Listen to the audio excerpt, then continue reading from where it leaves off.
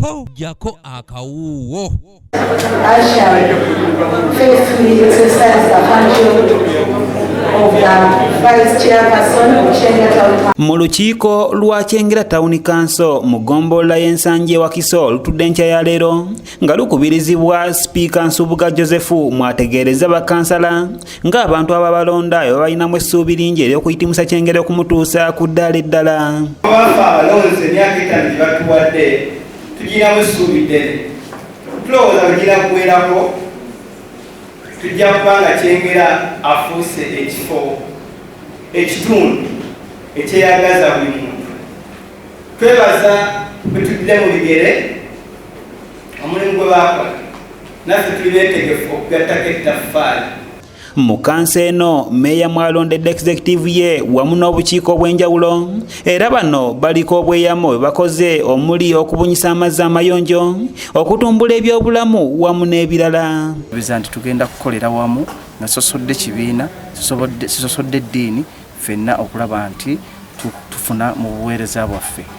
Mbasuubiza bakansala tugenda kulondoola essente z'omuwi w'omusolo ennyingiza n'enfulumya yaazo. Tubinja ebibadde bitambula nga tetumanyi right now kuba twakayingira mu ofiisi naye tunaba tuyingidde mu ofiisi tujja kusooka tutunuulire ebyo biki bannaffe abaavaho bye baakomako then tulabe wa we tuyinza okusinziira naffe okwongera mu maaso. Twetegefu okulondoola kulanga amasomero gaffe gafuna desiki gafuna ebikozesebwa abasomesa embeera yabwetereeremu ebyobulamu tubirwanirire mu Town Council yaffe eno Kyengera ffenna ebyalo byonna okulanga ebyobuyonjo kasasira atutta tusaka wabweru ate ne tusaka ne munda mu kanso naga amazzi byebisingidde ddala okunzijjayo okubeera nga nnwanira ekifo ekyo ndabe nga nja kuteekamu nange amaanyi gange gonna neba komiti yange ne meeya tujja kukwatagana lumu ne meeya nja kufuba okulanga mukwana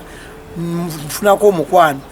Ssentebe wa National Unity Platform mu Busiro East era kansala akiikirira Nsangi ne Kisozi ku disitulikiti y'e Wakiso Ssennyonjo Ali Edris asinzidde wano ne yennyamira olw'abannakibiina kya NUP okulonda abatali bannakibiina kyabwe bw'atyo n'asaba wabeewo obumu. Tetudda mu kweyawulayawulamu tutunulire kozi y'abantu baffe abatulonda. People power, our power. Kye batugamba okukola wansi ku ground tujje tukiteeseko bulungi mu kanso nga tetweyawudde mu biro biwedde.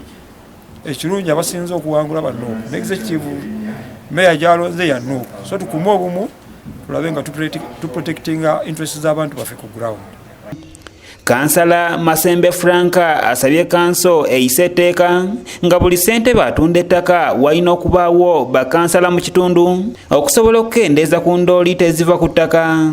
Kanso tuyise etteeka kubanga ebintu ebisuubirwa kukolebwa bakyamani b'ebyalo ebyo tuyise etteeka nga ffe bakansala nga tewaliwo kyamani tteeka lyatunda nga ffe nga bakansala tetulinaako kumanya. Badde nsaba ekiteeso ekyo bakonebo kansala tukiwagire kubanga obubi bw'ettaka bususse. Kiwalabye Janet alondeddwa okumyuka meeya agamba nti wakusosowaza okusitula embeera z'abakyala n'okugyawo okusabiriza. Biro obuweereza obuli simaati ngenda sosowaza omwana omuwala ngenda sosowaza omukyala buli kanajja ngenda okufula nga nfikisingawo omukyala tunulidde omukyala ng'akyuka okuva mu kusabiriza otuwa okwebeezaawo kwaffe tusinga okubeera n'abaana. Meeya wa Town Council y'e Kyengera Mathias Mulumba walukagadduka ekibabu agambye nti mu myezi 3 gye baakamala mu ofiisi ebitongole ebitali bimu bibasiimye olw'emirimu gye beenyigiddemu. Tuli bapya twajja tunyomebwa nnyo naye ate mu myezi 3 nfunye ebirabo n'okusiibibwa kwotalaba nga kiwalirowoozeza nti baalisiiyo lisenga ng'emeka ng'esatu. Walukaga agamba nti wakugenda mu ggwanga erya South Africa okusakira bannakyengera mu mmotoka eziyoola kasasiro n'ezikola enguudo bongere okweyagalira mu bukulembeze bwe. Nabe bayinza kutuyamba tutekwa tulina ekizibu kya kasasiro mu Kyengera Town Council nga tetulina mmotoka eyoola kasasiro. Tulina ekizibu ky'enguudo mu Kyengera Town Council tetulina mmotoka ekola nguudo wabula eva ku disitulikiti. Kanyike Kevin yakusakidde eggulire lino okulwa ABS Television.